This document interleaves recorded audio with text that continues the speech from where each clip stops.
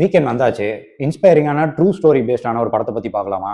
1999 October ஸ்கைன்னு ஒரு படம் வந்துச்சு. இதை கண்டிப்பாக ஸ்கூல் காலேஜ் பசங்கள்லாம் எப்படியாவது தேடி பிடிச்சாவது பார்த்துருங்க. சயின்ஸ் ஃபேர் காம்படிஷனுக்காக ராக்கெட் ப்ரிப்பேர் பண்ணுற 4 ஹை ஸ்கூல் ஃப்ரெண்ட்ஸை பற்றின தான் இந்த கதை. என்ன ப்ரோ இதெல்லாம் ஒரு கதையான்னு கேட்காதீங்க. இப்போ நம்மக்கிட்ட யூடியூப் இருக்குது, ஆர்டிஃபிஷியல் இன்டெலிஜென்ஸ் இருக்குது, இது மாதிரி நிறைய விஷயங்கள் வந்துருச்சு. பட் சில வருஷங்களுக்கு முன்னாடி அப்படி கிடையாதுல்ல. நம்ம ஏதாவது ஒரு விஷயம் தெரிஞ்சுக்கணும்னா லைப்ரரி போய் புக்ஸ் நிறையா படிக்கணும், டீச்சர்ஸ் கிட்ட நிறையா கேட்டு தெரிஞ்சுக்கணும். இது மாதிரி சின்ன சின்ன விஷயங்கள் பற்றினது தான் இந்த கதை. இந்த படத்தில் 2 விஷயங்கள் எனக்கு ரொம்ப பிடிச்சிருந்தது. ஒன்று, மிஸ் ராலின்னு ஒரு கதாபாத்திரம் வரும்.